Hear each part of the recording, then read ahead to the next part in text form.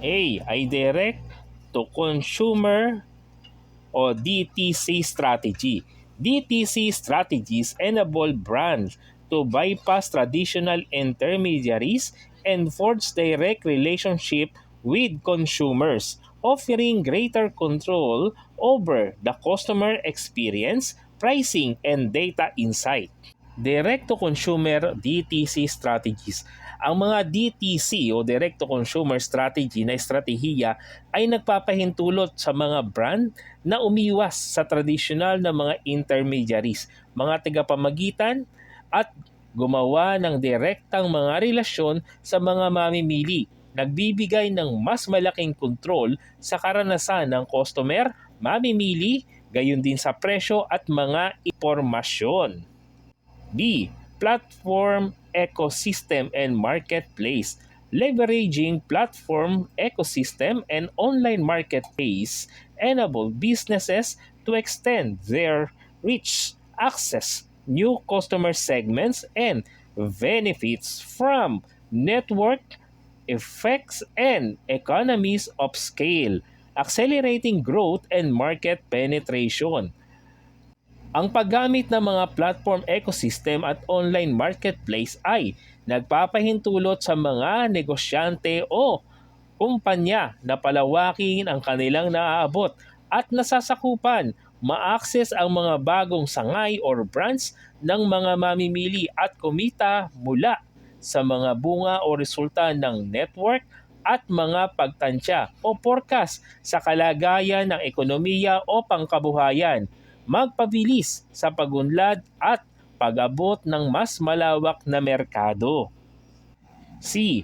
Supply chain optimization. Streamlining and optimizing supply chain operation enhance distribution efficiency, reduce costs, and improve inventory management, ensuring timely delivery and fulfillment while minimizing disruption and delays. Ang pagpapabilis at pagpapabuti sa mga operation ng supply chain ay nagpapalakas ng distribution efficiency, pinabababa ang mga gastos at nagpapabuti sa pamamahala ng inventaryo na makakatiyak o makakasigurado na maagang paghahatid at pagbibigay ng order habang nababawasan ang mga aberya o delay. The distribution channel plays a significant role in success of company's operation. Ang distribution channel ay may malaking papel sa tagumpay ng operasyon ng isang kumpanya. It is the pathway through which product or services reach customers, enabling the company to expand its market reach and improve its service to consumers.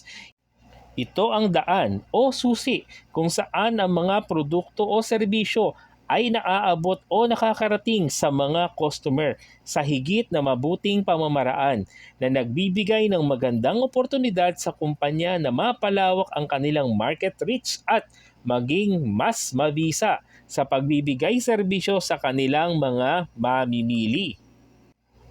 The right distribution channel allows the company to reach its target market quickly and efficiently, increasing its profits and competitiveness. Ang tamang distribution channel ay nagbibigay daan sa mga kumpanya o mga nagninegosyo na makarating ang kanilang mga produkto o serbisyo sa kanilang target market ng mas mabilis at maayos upang maiwasan ang kanilang gastusin, tumaas ang kita at mapanatili ang pagiging competitive sa merkado. Additionally, it fosters relationship between the company and its supply chain partners such as wholesalers and retailers, strengthening their operation and collaboration.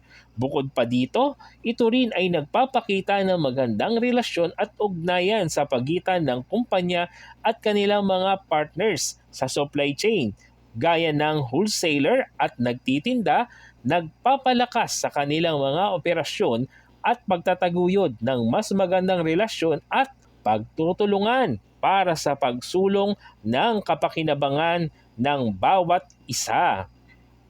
Through an effective distribution channel, the company is more likely to achieve its business goals and succeed in its field.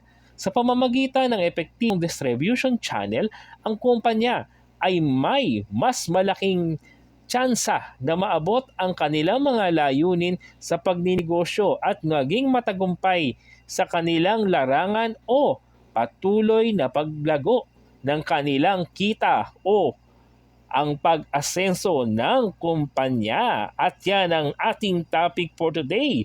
Sana inyong naibigan. Don't forget to like, share, and subscribe.